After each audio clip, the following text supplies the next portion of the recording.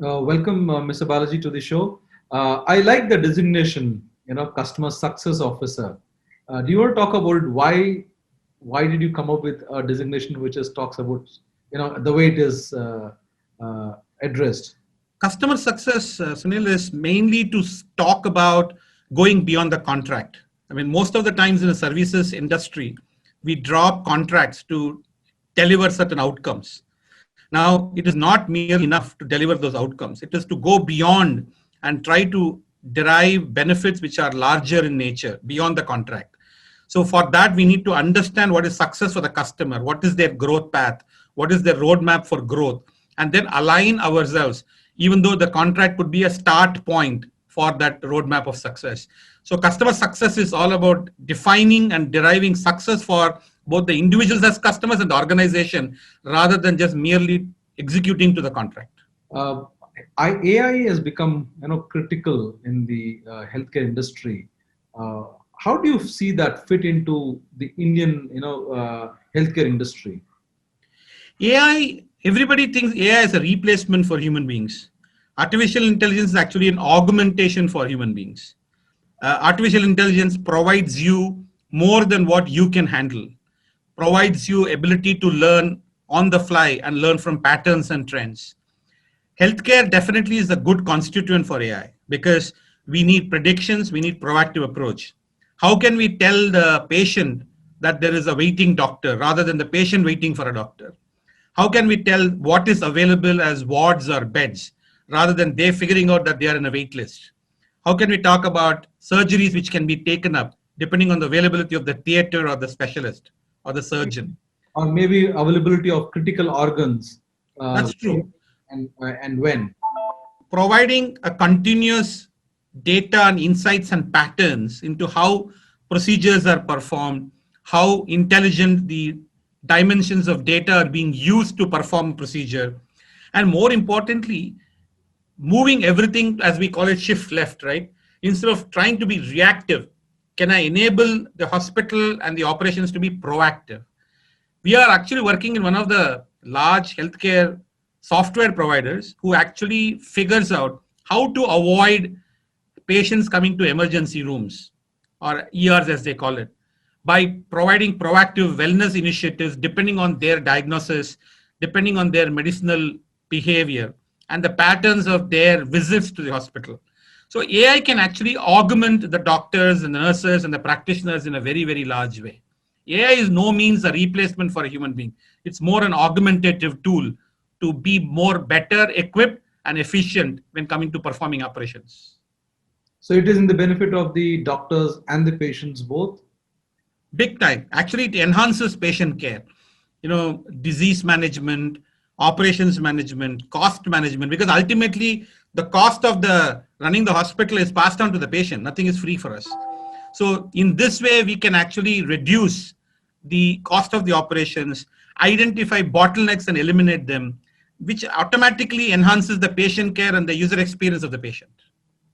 There could be also a fear that with more, when you introduce newer technology, the cost also goes up. Is that possible? Yeah, so with the advent of virtualization, with the advent of automation, actually the cost comes down because what you can do, which takes 10 minutes, can now be done in 2 minutes. So that 8 minutes, that capacity or the asset is available for some other use. So the cost is actually distributed rather than just being burdened on a particular activity or a task.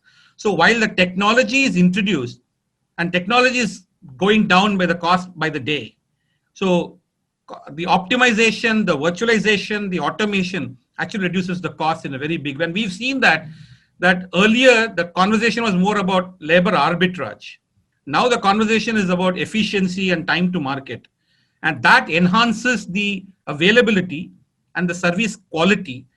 In parallel, it actually reduces the cost of providing the service, and the inefficiencies which are there are removed totally. Could you talk about Ziffy? Zero incident framework is a AI based operational solution, as we call it, AI operations, AI ops.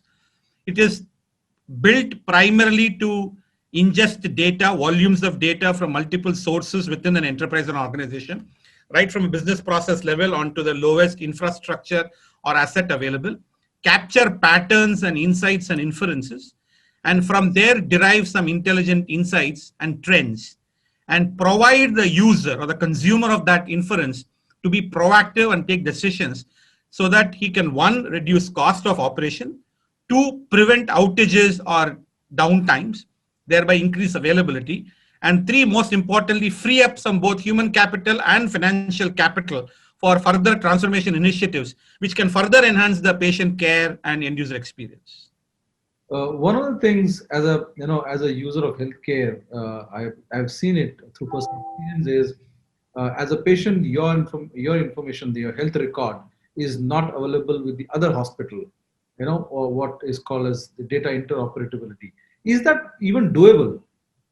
It is. Today, the problem is because a lot of these systems which are used by the various hospitals, the backbone of the MIS and the operation systems which are used, are very traditional and legacy oriented. So they have their own formats, they have their own way of storing data and capturing data and representing data.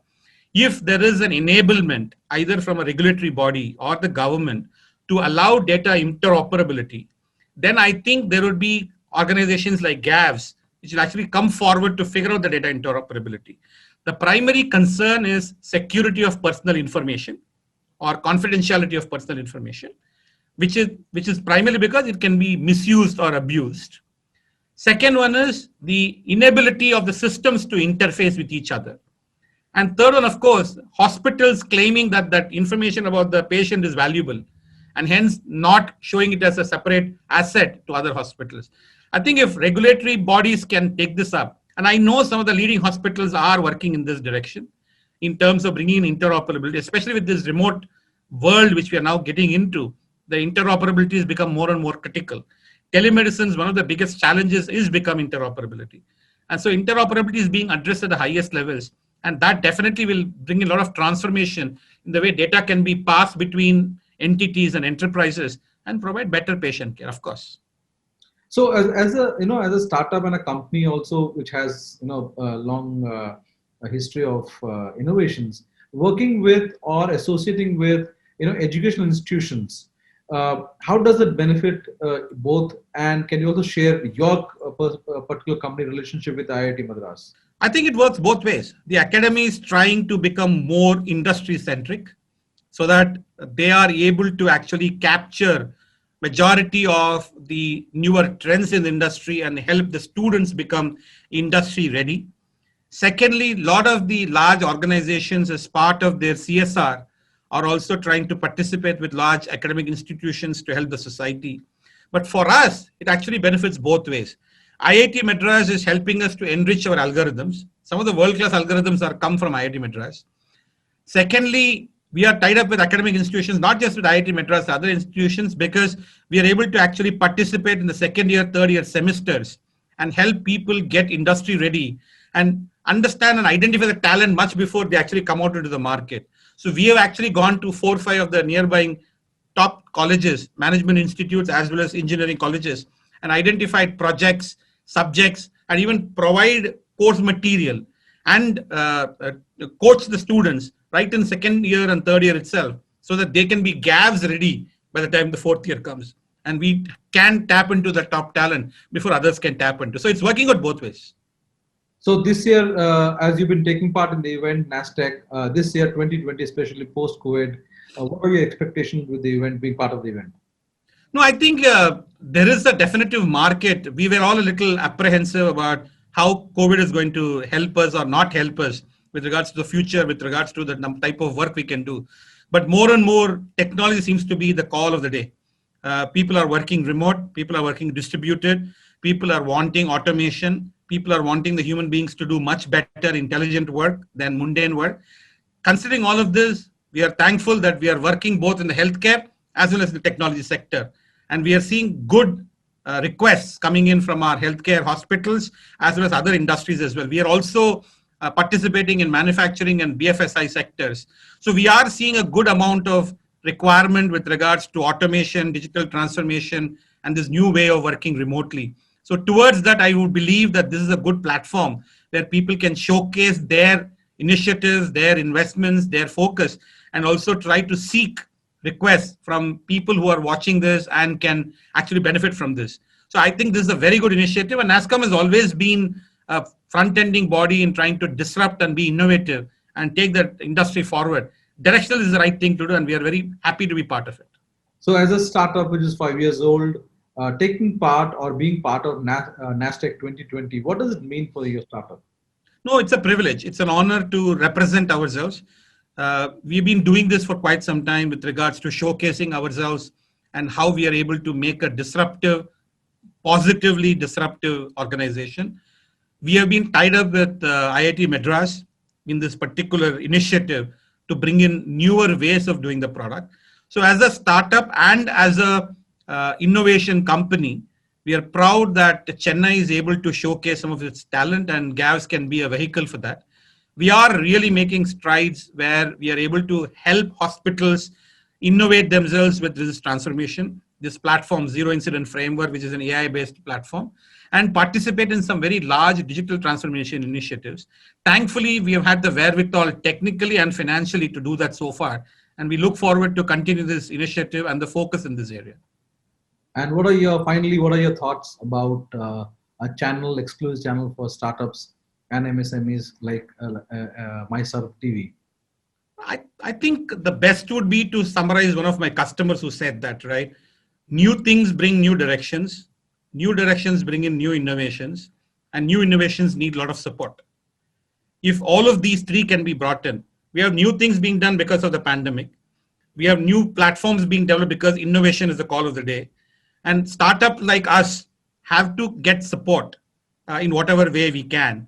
We have come thus far, but we need a lot more support. If patronage and support and investments from friends like yours, and as well as others who are watching this, can come in, then I think Chennai and India can do wonders with innovation, with technology, especially with this AI and ML and digital transformation. Thank you, Mr. Balaji. Thank you for joining us. Thank you very much. It's a pleasure talking to you. Thanks for the opportunity. Bye for now.